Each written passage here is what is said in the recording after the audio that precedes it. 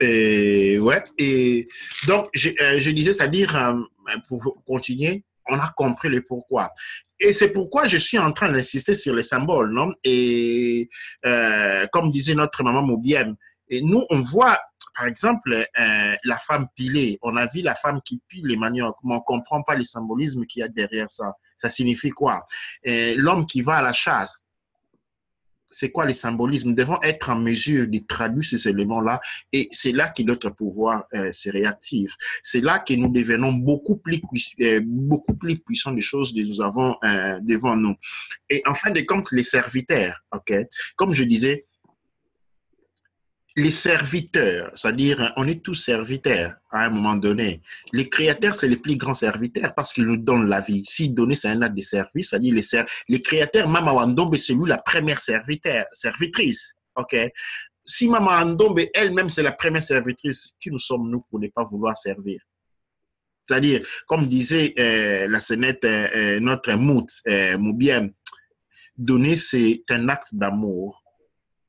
Et l'amour, c'est un acte de connaissance. Ce n'est que c'est lui qui est, qui est habité par la connaissance, c'est-à-dire l'amour, est capable de servir. Tu vois, servir, ce n'est pas être bas. Service, c'est s'élever au niveau du créateur. Parce que les créateurs, qu'est-ce qu'il fait? Tout le monde, tous ces gens, ils sont là, ils prient. Pourquoi? Pour que les créateurs leur donnent quelque chose. C'est pas comme ça. Ça dit, nous nous servons des créateurs pour avoir des choses. Et quand les créateurs nous accordent ce que nous voulons, le créateur est en train de nous servir. Et donc, les créateurs ne nous demandent jamais.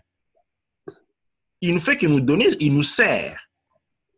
Donc, entre celui qui reçoit et celui qui donne, qui est celui qui se place à l'instar du créateur? C'est celui qui donne. Donc, le service est divin. Le service est quelque chose de divin.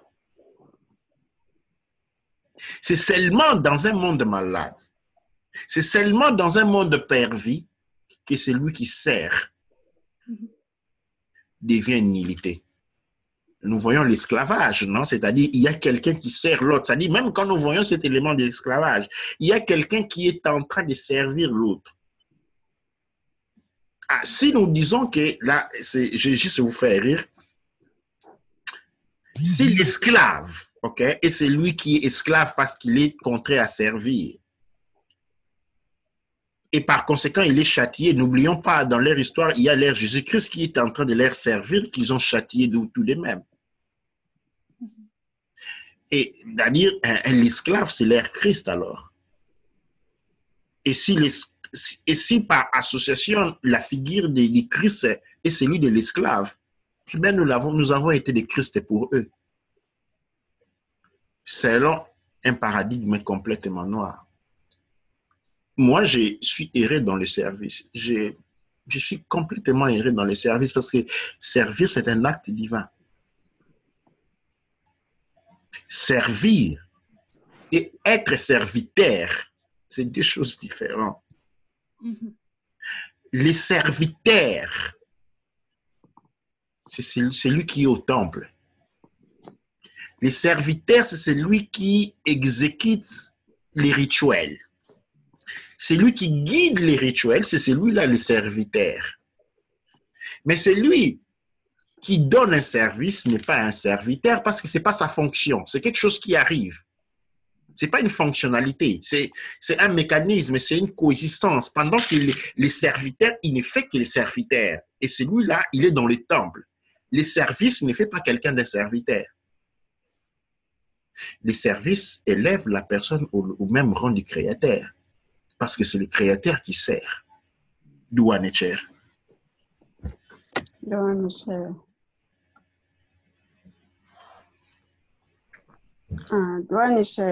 D'où Anecher, Maman Samayoyo. Ouais. Oui, mais moi, je voulais dire quelque chose. Oui, si on voit, comme on est en train de parler maintenant, ou bien servir les maris, ou bien les maris servir la femme, ça c'est vraiment quelque chose de normal. Parce que quand on est à deux, donc il faut qu'on puisse, que l'autre puisse donner, l'autre puisse aussi donner à l'autre. C'est ça qui fait l'ego et que c'est ça qui montre l'amour. Donc, c'est ça qui montre l'amour. Mais moi, si je dois comprendre, nous, comme nous sommes ici, nous sommes venus pour comprendre des choses que nous ne savons pas. Alors, nous devrons plutôt se baser aux choses, comment on doit faire, donc pour récupérer l'énergie que nos ancêtres avaient. Et ils étaient comment, et ils travaillaient comment, et pour être fort, pour être créatrice, pour qu'on puisse créer comme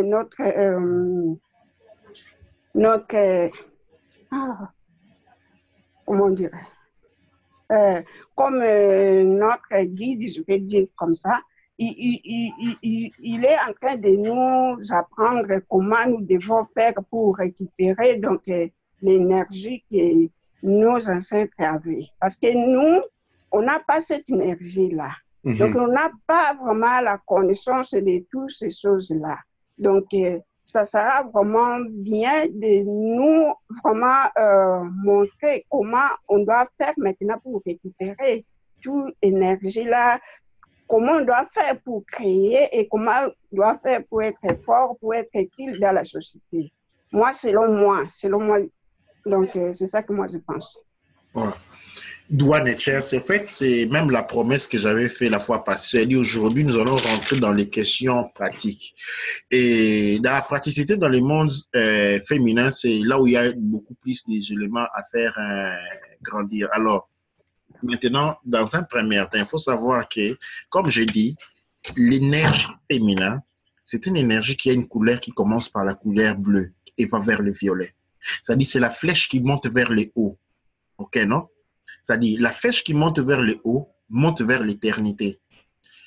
Pendant que les masculins, c'est la flèche qui monte vers les bas, qui descend vers les bas, et il descend vers la terre. C'est-à-dire, nous avons Geb qui est l'homme et Nout qui est la femme, hein, même dans la représentation. Maintenant,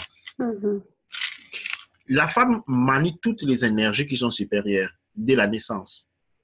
Pendant que si l'homme manie des énergies de couleur bleue, si je prends mon enfant de 10 ans, je lui donne des énergies de couleur bleue à manier, ça va les pervertir, ça va les rendre malades.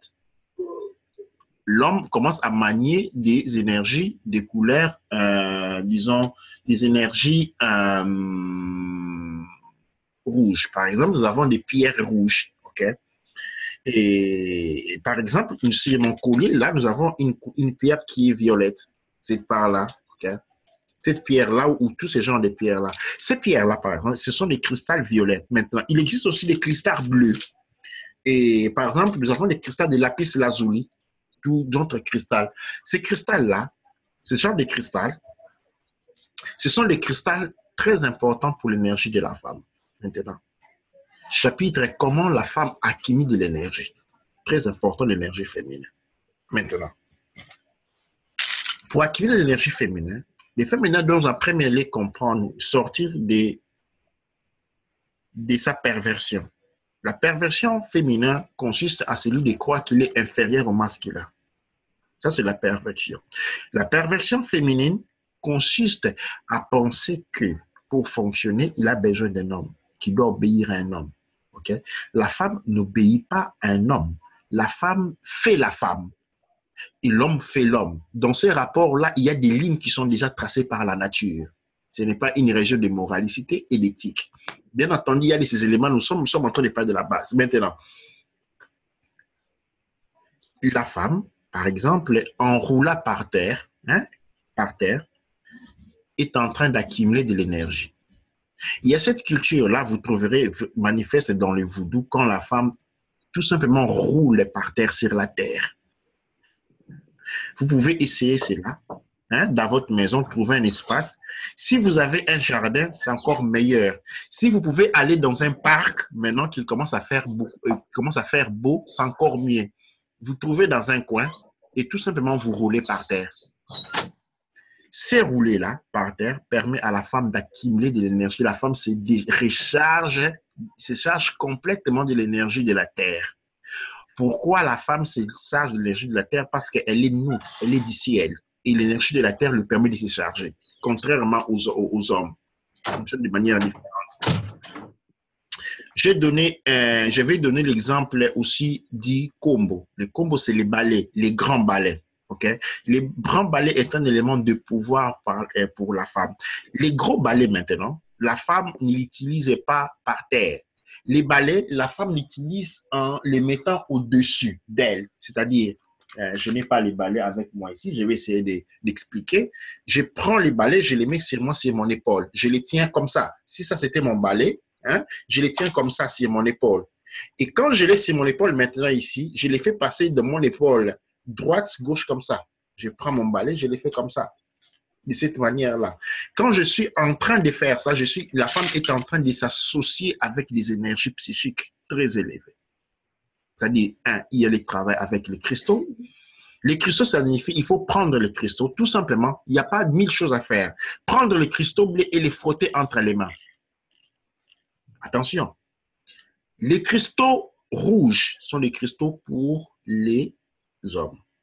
Cependant, il y a une intermédiaire qui sont ce qu'on appelle les cristaux qui ont tendance à être roses.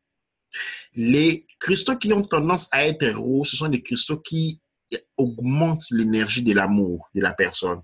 C'est-à-dire, qu'est-ce que j'attends par amour ici? Je suis en train d'attendre par l'empathie, la capacité, cette intelligence qui veut qu'on se connecte avec les autres.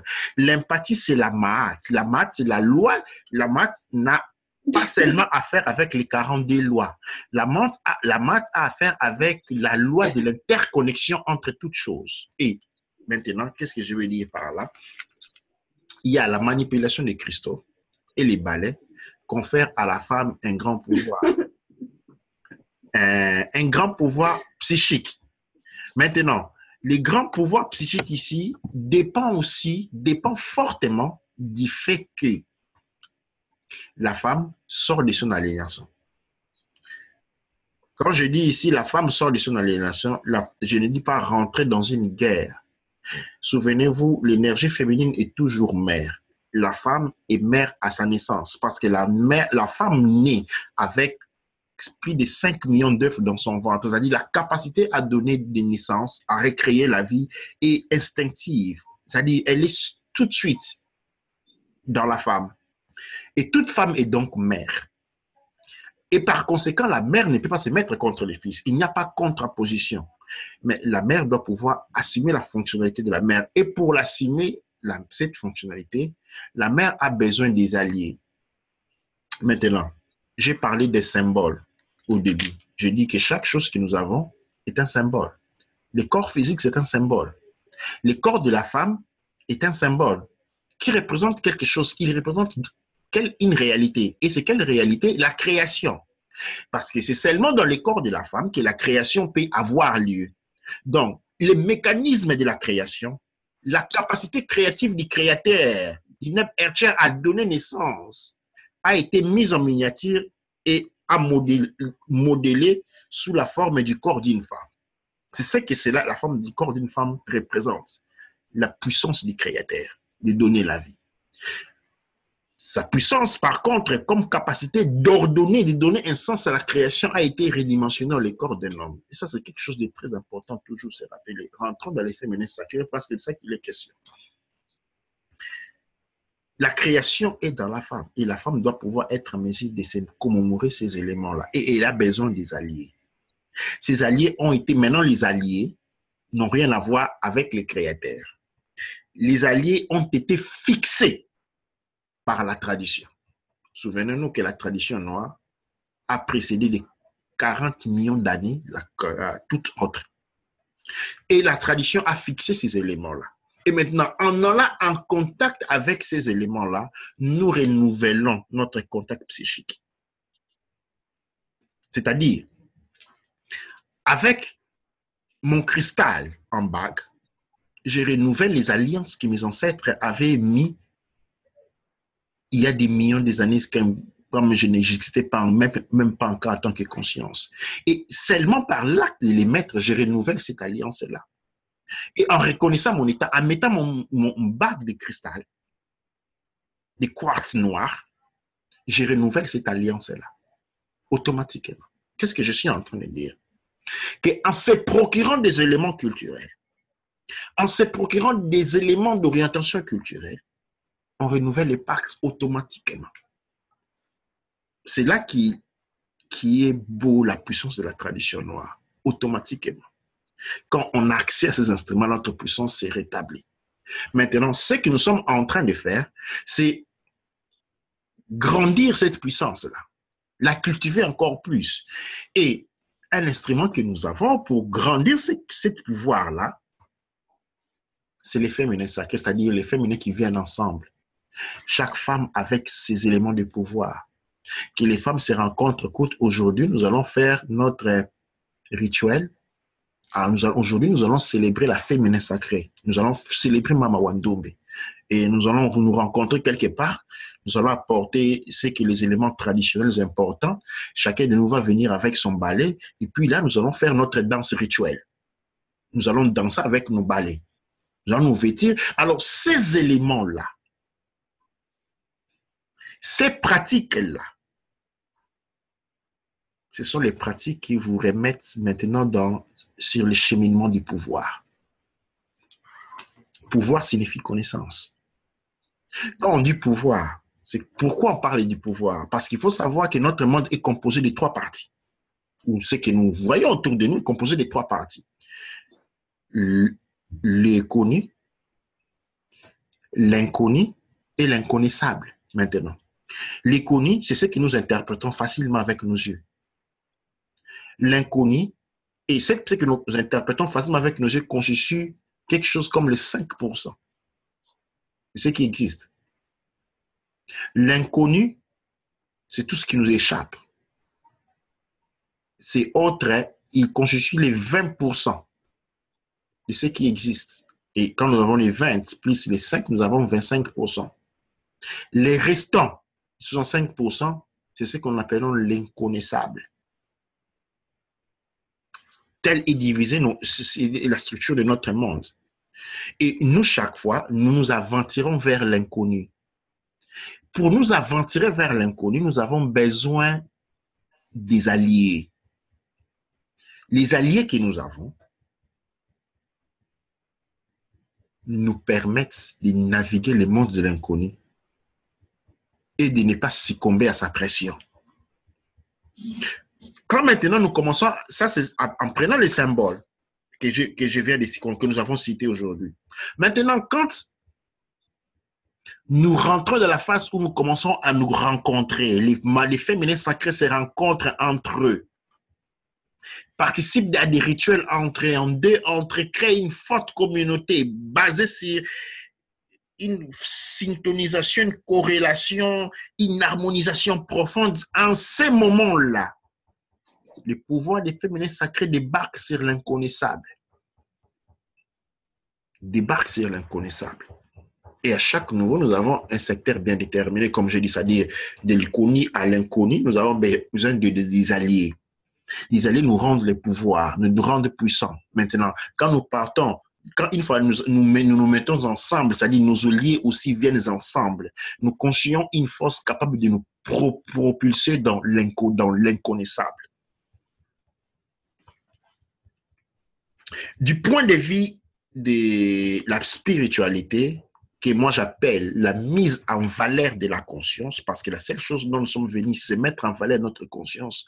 Qu'est-ce que nous avons? Nous avons dans la vision, ce que nous voyons est une vision délétère, c'est une vision faible. Nous ne voyons pratiquement rien. L'homme est aveugle. Parce que l'œil physique ne voit pas. L'œil physique interprète les fréquences qui lui sont livrées. L'œil de la conscience divine, elle voit tout. Dans le monde occidental, vous avez des pyramides. Vous avez des pyramides. La société occidentale est constituée en pyramides. OK? Et à chaque niveau des pyramides, nous avons des différentes classes de la société. Dans le monde noir, nous avons aussi des pyramides. Nous en sommes les créateurs. Les Mirkouts, comme nous disons pyramides, Mirkouts en Médou-Netcher. Dans le monde noir, chacun de nous est un Mirkout. Chaque féminin sacré est un Mirkout. C'est-à-dire, chacun doit s'élever depuis la base de sa pyramide jusqu'au-dessus. Quand on arrive au-dessus du pyramide, on a l'œil qui voit tout. L'œil qui voit tout signifie Aoussar. Aoussar, c'est les voyants. Et la femme qui voit tout, c'est ce qu'on appelle l'oracle. Ou encore Mbikoudi. Ou encore Mandona. Nous avons différentes appellations à travers tout le monde noir, qui signifient des femmes qui se sont élevées. Pourquoi on parle de Mbikoudi? Pourquoi on parle de Mandona? Parce que la femme est censée naître déjà très proche de ces niveaux-là, pendant que l'homme naît à la base de sa pyramide. Maintenant, quand on devient voyant, et j'espère que vous allez ici tous devenir voyants très prochainement, le monde, vous ne le voyez plus maintenant comme on le voit maintenant. Vous voyez le monde sous forme des énergies. Et vous allez voir l'être humain non plus comme un être avec des jambes, des têtes, des oreilles. Vous allez voir l'être humain avec comme une forme d'énergie, une bulle d'énergie. D'une boule d'énergie de couleur claire. Cette énergie, dans cette énergie, il y a une connexion, c'est-à-dire il y a des filaments, des lignes comme une toile d'araignée, une grande ligne d'araignée, disons une très grande toile d'araignée qui constitue le monde énergétique. Et dans le monde énergétique, il y a des croisements entre les différents filaments. Chaque croisement crée un point d'énergie et chaque point d'énergie qui est constitué par la rencontre de plusieurs filaments constitue ce qu'on appelle la conscience. Maintenant, je vais donner un exercice très simple que les cas peuvent faire. Vous fermez les yeux, vous respirez et vous allez le faire peut-être plus tard. Maintenant, vous allez voir, vous prenez la main droite, ok? Quand vous allez fermer les yeux, avec votre main droite, vous allez taper ici, dans cette zone ici derrière les coups. OK? Dans la zone où il y a, là où la côte, disons, les crânes se rencontrent avec la colonne vertébrale. Et vous allez taper légèrement un peu. Ou trouver quelqu'un qui puisse vous taper, pas un coup de poing, juste taper avec la main. Et fermer les yeux. Vous allez trouver tout de suite, vous allez voir comme des étoiles. Maintenant, quand vous voyez ces étoiles-là, concentrez-vous, respirez. Inspiration par le nez, expiration par la bouche. Concentrez-vous. En regardant ces étoiles, vous allez être attiré par une étoile. Ce n'est pas une étoile, c'est un croisement de plusieurs filaments. Ces filaments-là, ce sont les différentes manifestations de la conscience divine Mama Wandombe. Et nous sommes des filaments, des points concrets, des croisements entre différents filaments. Maintenant, une fois que vous aurez fait cette vision-là, vous allez vous rendre compte que ces filaments-là, ces points-là, est entourés d'une forme de circonférence brillante. Ça, c'est notre conscience que vous pouvez voir directement. Application directe. Pas de la littérature à écrire, vous pouvez la voir. Toute personne est en mesure de percevoir notre conscience. Pourquoi? Parce que nous sommes appelés celui qui voit sans être vu. C'est lui qui regarde sans être regardé. C'est lui qui écoute sans être écouté. C'est lui qui touche sans jamais être touché. Ça, c'est la conscience divine. Et nous sommes une parcelle de cette conscience-là. Et cette conscience-là nous est accessible. Une fois que nous fermons les yeux, comme je dis, vous tapez dans la zone, quelqu'un vous donne un petit coup de, un petit coup, une manette, on dit, un petit pouce, un petit tapotement dans la zone entre les crânes, et vous voyez, vous pouvez identifier votre conscience parmi ces consciences-là. Vous allez plus tard, pas aujourd'hui, mais plus tard quand vous allez travailler, vous allez vous rendre compte qu'il y a des filaments qui partent de l'intérieur de votre conscience, qui sortent à l'extérieur. Et il existe une relation entre les filaments extérieurs et les filaments intérieurs. Maintenant là, ce que nous sommes en train de faire, nous sommes en train de rentrer dans les types de la conscience. Ce que je voulais, qu'avant que l'on rentre dans les types de la conscience, que les féminins puissent se libérer de ces mots, de ces limitations, et apprennent à se redéfinir en tant que, c'est-à-dire en tant que soi, comme les reflets de Mama Wandombe. Vous devez un instant, vous regardez et dans vos yeux, regardez vers dans le miroir et au lieu de voir toujours les petits vous, voyez Mama Wandombe parce que vous êtes un reflet de cette entité-là. En ces moments-là, quand vous êtes en mesure de faire ce que je suis en train de dire là, c'est que l'étude de la conscience vient pour vous quelque chose de très, trop important et de trop puissant. Mais avant, vous devez vous débarrasser de ces fardeaux-là, de ces limites-là. Douane Cher, c'est ce que j'avais à partager pour ce soir. Et dans les prochaines rencontres, nous allons nous lancer dans l'étude d'un bien encore profond de la conscience. Douane Cher. Douane Cher. Oui, c'était vraiment intense, comme vous avez expliqué. Et puis moi, juste pour rebondir un peu, ce serait vraiment, j'ai aimé quand tu as dit la femme s'assit.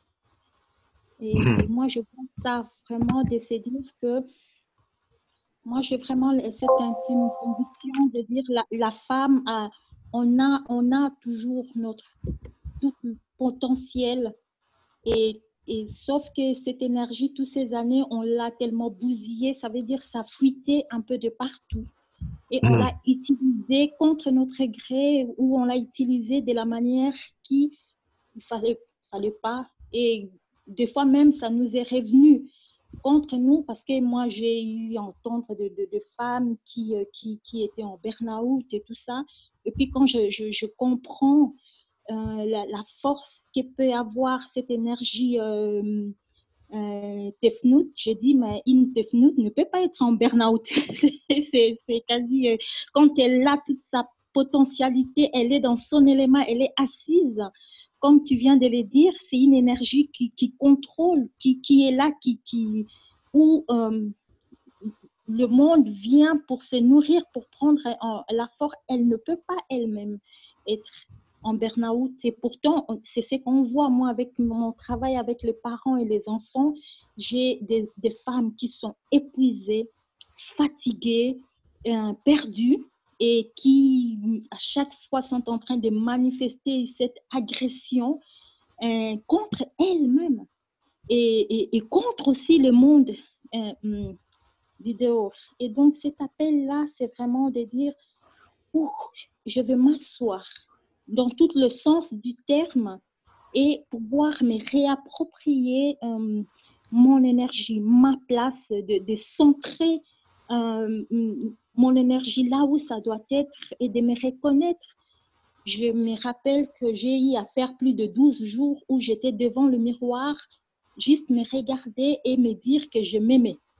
Je devrais m'accepter déjà moi, m'aimer tel que je me voyais et reconnaître en moi que j'étais vraiment et j'étais moi-même Tefnout, je suis Maman Wandombe. Il a fallu vraiment intérioriser et même des fois extérioriser cette image-là pour m'accepter. Et ça, moi, je pense que quand on rentre dans cette manière de voir les choses, ça vient de soi parce qu'on le porte déjà, c'est à l'intérieur de nous. Ce n'est pas comme si on allait le chercher loin, c'est à l'intérieur, ça sera juste. Comme des fois, je dis à mon fils, aller faire un on dans nos boutons extérieurs qu'on a, on décide de faire on. Maintenant, j'ouvre, je fais place à moi, cette énergie-là, qu'elle puisse couler, que je puisse être débordée par cela. Et moi, je pense que cet appel-là est vraiment pour nous toutes, de nous réapproprier.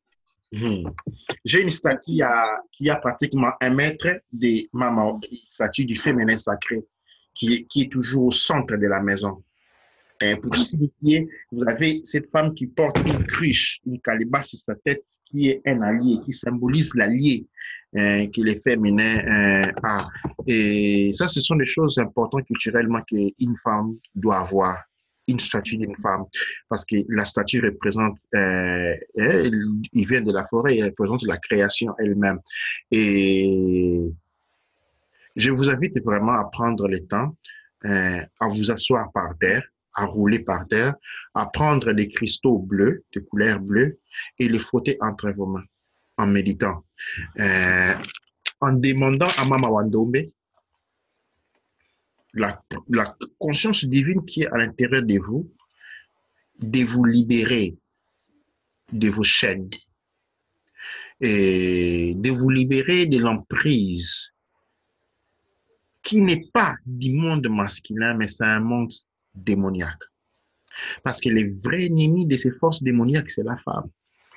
Et vous allez regarder, c'est la femme qui souffre toujours depuis toujours.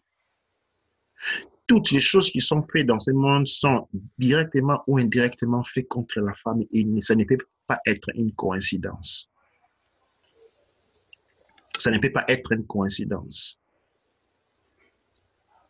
Ça, c'est très important. Quand on vient en Occident, on vous donne des maisons, on donne les femmes aux maisons avec de l'argent gratuit pour les débarrasser de leur mari. Mais qu'est-ce qui se passe à ces moments-là? La femme qui, lui, est le centre de la création, quand son mari part, quand les forces masculines ne sont plus autour de lui, il n'a plus personne pour organiser sa création. Et elle est forcée maintenant à organiser sa création elle-même. La plupart des mamans qui grandissent les enfants seuls.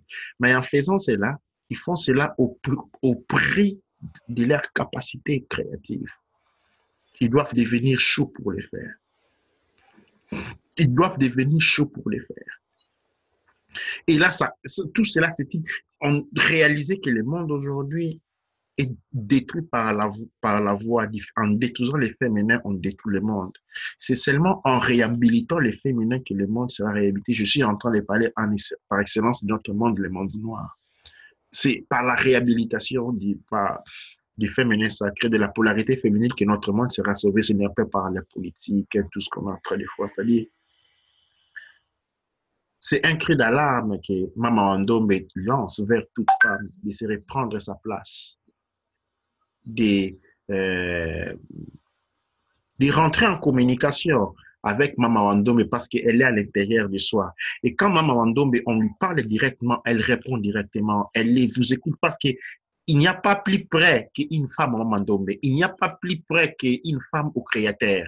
Et donc, quand la femme prend son temps dans son élément, qui reconnaît son état divin, elle reconnaît sa divinité et parle à Mama Wandombe. Cet exercice se manifeste, cette présence se manifeste aussitôt. Un autre élément, c'est, nous avons parlé de en phase de conclusion, nous avons parlé de la libation et il y a aussi des rituels qui sont faits pour nourrir l'énergie de Mama Wandombe. Ce sont des rituels qui sont faits comme la libation ou par exemple cette culte ou cette manière de faire, de donner de la nourriture aux ancêtres. Et aux ancêtres, on ne donne pas n'importe quelle nourriture. Et généralement, on donne du vin de palme ou des noix de cola. C'est-à-dire, il faut juste avoir une petite bol en bois ou en porcelaine dans lequel on met des noix de cola. Hein? Et il y a des noix de cola, il y a beaucoup d'éléments traditionnels qui sont propres du territoire. Par exemple, à Martinique, il y a d'autres choses. Dans les Guadeloupe, il y a d'autres choses qui sont offerts aux ancêtres, qui sont offerts à Mama Wandombe sur un petit hôtel. Ces aliments-là, une fois qu'ils ont été offerts, Mama Wandombe accepte l'acte, disons, accepte l'offrande. Et maintenant, elles peuvent être récupérées et mangées ou données aux enfants, ainsi de suite. Ça, c'est généralement les noix de cola. Il y a cette habitude où on donne de la nourriture enceinte, on met du riz, des haricots dans un assiette à côté. Elle ne fonctionne pas culturellement. Elle ne fonctionne pas non par une question de discrimination alimentaire. Elle ne fonctionne pas parce que cette énergie-là ne correspond pas aux ancêtres. Et il faut leur donner quelque chose qui vibre dans leur fréquence. Et dans la tradition noire, nous avons les noix de cola, Nous avons, il y a un certain nombre d'éléments, je vais faire des photos, vous envoyer, que j'utilise déjà. Ça, c'est quelque chose qui réaménage la Tefnout, qui réaménage la femme dans son cheminement vers la conquête du pouvoir, de son pouvoir à elle, qui, comme je dis, est en deux étapes. En première lieu, organiser et reconnaître en trois étapes, c'est-à-dire se reconnaître, apprendre à parler à soi, à savoir que Mama Wandombe est à l'intérieur de soi, on est une partie d'elle, on est un reflet comme les différents rayons du soleil, on est un rayonnement de Mama Wandombe. Deuxième chose, avoir des alliés, des éléments alliés qui traditionnellement représentent la force de la femme, ok? Et dans un troisième temps, maintenant, les femmes maintenant qui ont fonctionné par rapport aux deux étapes données doivent maintenant commencer à se regrouper. En se regroupant maintenant, on rentre dans le concept de l'exploration de l'inconnaissable. Et quand on est dans l'inconnaissable, là, c'est la femme qui a conquis le pouvoir. Nous sommes en train de parler d'une aussage, d'une voyance. Et nous sommes en train de parler d'un oracle. La femme qui a les yeux pour voir. Parce que entre voir et regarder, il y a une grande différence. Nous regardons. Les mondes regardent, les mondes ne voient pas. Voir, c'est un autre domaine. Et nous allons apprendre à exploiter cela à travers les rêves. Comment marcher dans un rêve? Comment utiliser les éléments d'un rêve? Comment se projeter dans un futur proche en utilisant les rêves à travers la méditation? Ça, ce sont des techniques qui ont été développées très puissamment dans les CANEB, dans les groupes des hommes. Et ce n'est pas parce que les femmes ne devaient pas, mais les hommes en avaient beaucoup plus besoin que vous en avez besoin. Les hommes ont besoin de grandir de la connaissance et de les appliquer. Par contre, la femme n'a besoin que de se réveiller et de les appliquer. Et main à main que nous nous réveillons et nous allons introduire les techniques de disons, des contemplations. Nous contemplons beaucoup des éléments de la nature. Nous allons introduire le voyage dans les rêves. Disons, rêver, non plus comme une action psychique, mais rêver en tant qu'activité normale, comme tu marches, comme tu te réveilles, comme tu vas faire du jogging, comme tu cuisines, rêver comme cette activité-là. C'est ce que nous allons, ce sont ces éléments-là qui vont habiliter chaque féminin sacré à découvrir et à manipuler son propre pouvoir. Doua Netcher, pour moi aujourd'hui, je pense que je m'arrête aujourd'hui. C'est ce que j'avais en serre pour partager avec tous mes scénettes et tous mes moods. Doua Netcher, Doua Amonra, Doua Neb Etcher. Doua Netcher.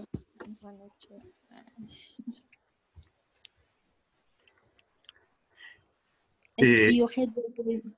Comment? Non, j'ai posé la question s'il y a des mondes qui voulaient rajouter quelque chose de tout ça. Ah, il y a Fanny qui dit qu'elle est embêtée par la connexion. On arrive au bout aussi. On est arrivé au bout et aussitôt je lance je vais tout de suite charger les recordings, les enregistrements de manière à la rendre disponible pour tout le monde. Je vous remercie pour votre présence à ce point. Je vous salue et mettez tout de suite en application ce que je sais que nous sommes en train de partager. Et nous nous retrouvons tout de suite à la fois prochaine. Et je vous remercie pour votre présence. Doua Amonra, Doua Neb Ercher, Doua à vous tous, Doua à Mama Wandombe. Doua. Attendons.